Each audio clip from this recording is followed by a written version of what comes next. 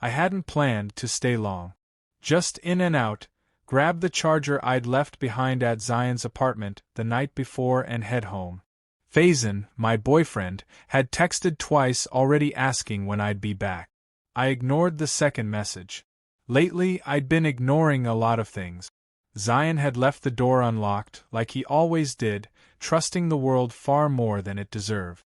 I stepped in, the familiar scent of sandalwood and something citrusy hitting me instantly. His place was minimal but warm, earth tones, abstract canvases, and a quiet jazz track humming from the speakers in the kitchen. It felt like stepping into a mood. "Yo!" I called out. "You home?" No answer. I assumed he'd stepped out. He often did, impulsive like that. I remembered the bathroom was just down the hall, so I figured I'd freshen up a little before heading back. I needed it. The weather was unforgiving and I'd been sweating since the walk over. I pushed the bathroom door open, already tugging at my shirt, then froze. Steam rolled out in thick waves, and through the haze of condensation, I saw him. Zayan. In the shower. Back turned, head tilted under the stream, water cascading down his bare skin. The glass door of the stall wasn't completely shut, and neither was it fogged enough to hide what was underneath. Muscles outlined in droplets, the curve of his back narrowing down to. He turned slightly, eyes opening. We locked gazes. And then, just like that, he smiled. "Well, this is awkward," he said, voice casual, teasing. "Unless you're joining?" My throat tightened. I laughed too fast. "Didn't know you were in here, man. My bad." I reached for the doorknob like it might save me from drowning in my own confusion. "No rush," he said smoothly, turning back under the water. "You've seen worse." Had I? Maybe. But not lately. Not when it mattered. I closed the door behind me and leaned against it for a second, heart pounding. It wasn't the first time Zayan had caught me off guard, but this felt different. Too intimate. Too exposed. It didn't help that I'd noticed the way he looked at me sometimes, like he knew something I was still trying to figure out. We'd been close since college. Shared everything. Except now, something unspoken simmered underneath our conversations. And the timing couldn't have been worse. Faizan had become a stranger these past few months. We were still technically together. Dinner plans, shared bed, polite goodnights, but emotionally, I'd been sleeping beside a ghost. He was always at work or on his phone, and even when he looked at me, it felt like he was scanning through me, not seeing what was there. I didn't cheat. I wasn't that guy. But lately, I'd started wondering if loyalty still counted when you felt invisible. Zayan stepped out minutes later, towel wrapped low, skin glistening. "You still here?" he asked, running a hand through his wet hair. I tried not to look. I failed. "Yeah, just needed to sit down." "Long day," I muttered, gripping the arm of the sofa. He didn't respond. Just stared at me with a half smirk. The kind that didn't need words. "You all right?" he asked finally. "Yeah." "You sure?" I looked up at him. "You always walk around like that?" He shrugged, sitting on the edge of the couch, closer than necessary. "It's my place. You're the one breaking in." I laughed nervously. He watched me for a long second. "You've changed, Ayan. You used to flirt back." "I have a boyfriend." "That's not what I asked." His words landed with a quiet intensity, and suddenly the room felt smaller. The air heavier. I didn't know what to say, so I said nothing. Zayan leaned back, stretching his arms lazily behind him, towel slipping just slightly at his waist. "Anyway," he said, voice deliberately light. "Bathroom's yours." I nodded and stood, avoiding his gaze as I passed him. I could feel the heat of his body, even inches away. Could smell the faint remnants of his soap on his skin. Could feel my own pulse betraying me. Inside the bathroom again, I locked the door and leaned against it. The mirror had fogged up entirely, like it was doing me a favor, blurring the lines I didn't want to see. I splashed cold water on my face, trying to shake the image of him from my mind. But it wasn't going anywhere. My phone buzzed on the counter. A message from Faizan. "Don't be late." We need to talk. I stared at the screen. It wasn't anger I felt, or even fear. It was guilt. And underneath that, desire. The ride back home was silent. I had my earbuds in, but no music played. I just needed something, anything, to block the noise in my head. Faizan was waiting when I got in. He sat at the dining table with his laptop open, half-finished coffee beside it, eyes scanning spreadsheets like they held more meaning than the man he once claimed to love. "You're late," he said without looking up. "I told you I had to stop at Zayan's." He finally glanced up. Again. I dropped my keys on the table. "I left my charger there." "You always leave something at his place, don't you?" The sentence felt sharp. Not loud, but sharp, like something he'd been holding in. I ignored it. "You said we needed to talk." He closed his laptop and leaned back. "You've been different lately." "So have you." He looked at me, really looked. Not with love or longing. With calculation. "Are you sleeping with him?" I froze. My chest tightened, but I didn't flinch. "No," I said. And technically, it wasn't a lie. Not yet. He nodded slowly. "Good." No follow-up. No embrace. No jealousy, even. Just silence. That was the worst part.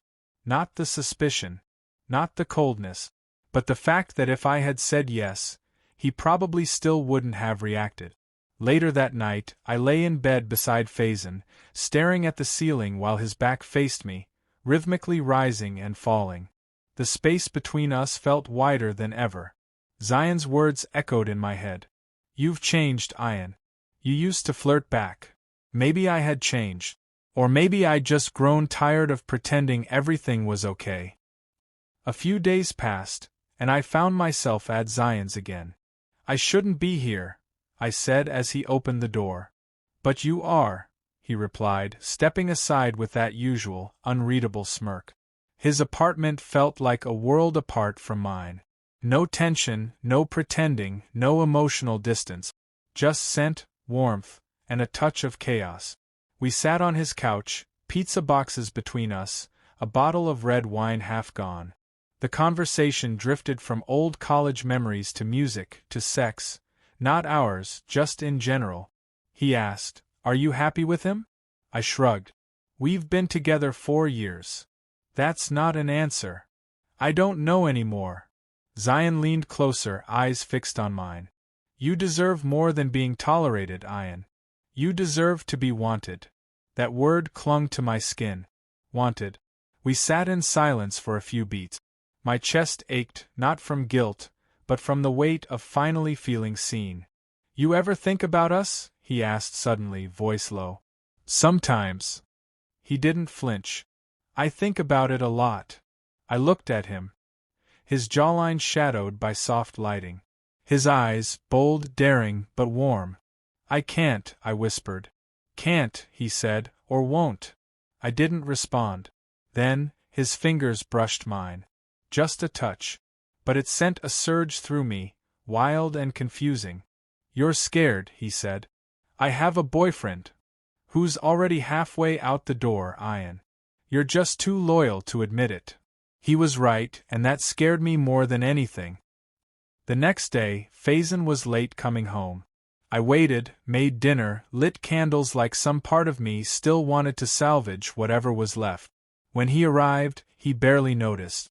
"We had plans," I said quietly. He looked up from his phone. "I had a meeting run over. You didn't even text. Can we not do this tonight?" I stared at him, blinking back the sting. "Do you love me, Faizan?" He paused. "Why are you asking me that?" "Because I don't feel it anymore." He exhaled. "We're just going through a phase." "No. You stopped trying. And I stopped knowing what we are." He didn't say anything. I stood, slowly. "Do you want to fight for us?" More silence. That silence answered everything. That night, I stood outside Zayan's apartment again. I hadn't texted. I hadn't planned it. But my legs brought me there. He opened the door, surprised, shirtless, brushing his teeth. "You okay?" he asked. "No," I said honestly. He didn't ask questions. just stepped aside and let me in. We sat in his kitchen for a while, neither of us speaking. The silence between us wasn't heavy like it was with Faizan. It was warm, honest. Then Zayan leaned in and gently wiped something from the corner of my eye. "You don't have to break to start over," he whispered. I looked at him and realized I didn't want to be strong anymore. I wanted to be held. Still, we didn't touch. Not yet. But something was shifting. I didn't know what would happen next. But I knew where I felt like myself again. And that mattered more than anything. I didn't mean to go back to Zayan's that night. I'd promised myself I wouldn't. But promises made in silence have a strange way of shattering in the dark. Especially when you're lying next to someone who no longer reaches for you, not even in sleep. Faizan's breathing was soft, steady, like he had no idea he was losing me. Or worse, maybe he did. And he just didn't care anymore. At 1:42 a.m., I slipped out of bed, grabbed my hoodie, and left without a word. I didn't text Zayan. Didn't call. Just stood outside his apartment door, hoping he hadn't locked it. He hadn't. I stepped inside, and he was already in the kitchen, shirtless, barefoot, making tea like he had been expecting me. He looked up slowly, eyes searching my face. "Couldn't sleep." I shook my head. I didn't want to be alone. He nodded once, like he understood more than I was saying. "You want chamomile or something stronger?" "Stronger." He handed me a glass of dark whiskey instead of tea. No judgment, no questions. That was the thing about Zayan, he didn't push. He just waited, like he knew the dam would break on its own. We sat on the couch, side by side. The city outside buzzed faintly, neon signs blinking through half-open blinds. Inside, the air between us was loud with everything I hadn't said. "Are you still trying to fix it?" he asked quietly. "With Faizan?" He nodded. I stared at the glass in my hand, the way the amber liquid caught the light. "I don't even know what I'm trying to fix anymore. It's like, we're both ghosts in that apartment." Zayan leaned back, one leg up on the couch. "You deserve to be seen, Ayan. You're not meant to be background noise in your own life." His words hit something inside me. Raw, aching, desperate. I turned to him slowly. "Why do you keep saying that?" "Because I mean it." Silence. Heavy. Loaded. His fingers brushed against mine, almost accidentally. But we both knew it wasn't. "Zayan," I started, but my voice cracked. He shifted closer. "You don't have to say anything." And then he kissed me. Not hard. Not hungry. Just honest. Soft lips. Warm breath. The kind of kiss that didn't ask for permission, it offered safety. Surrender. I should have pulled away. Should have stood up. Should have remembered Faizan. But all I could think about was how long it had been since someone touched me like they meant it. My hand found the back of Zayan's neck. His fingers slipped beneath my hoodie, finding the bare skin of my waist. He groaned softly, not from lust, but from finally having what he'd wanted for too long. We kissed again. And again. Deeper. Desperate. He pulled me into his lap, and I let him. Clothes fell. First mine. Then his. There was no rush. No fear. No guilt. Just skin on skin, breath on breath. Two men who had been pretending for too long, now speaking in the language of touch, of moans, of release. He carried me to his bedroom, laid me down like I was something fragile, worshipped me like I wasn't someone else's. And for once, I didn't feel ashamed. For once, I felt chosen. Afterward, we lay tangled in his sheet. His fingers gently traced circles on my chest, grounding me in the moment. "I didn't mean for this to happen," I whispered. "You didn't make the first move," he said softly. "I did. And I don't regret it." I looked up at him. "I should. But do you?" I didn't answer. Because I didn't want to lie. We stayed like that for a while. Just breathing, sharing silence that didn't feel like a punishment. I eventually sat up, pulling the sheet around my waist. "What now?" Zayan shrugged, still lying down, his hand behind his head. "That's your call. I feel like I just blew up my entire life. No, he said gently. You just stopped lying to yourself. I turned to face him. I don't want to hurt Faizan. You already are. Every day you pretend you're still his. His words weren't cruel. Just true. I stood, began gathering my clothes. Shame started creeping in at the edges, but Zayan grabbed my wrist lightly. Stay, he said. I paused. I'm not asking you to choose, he added. Not yet. Just don't leave pretending this meant nothing. I'm not pretending, I said. That's the problem. I looked down at him. Zayan, the man who kissed me like I mattered, who didn't need to own me to see me. And I realized something terrifying. This didn't feel like cheating. It felt like coming home. When I returned home the next morning, Faizan was already in the kitchen, pouring coffee like it was just another day. He looked up, noticed the clothes from last night still clinging to me, the sleep-deprived haze in my eyes, and for a second, I saw something flicker across his face. Recognition.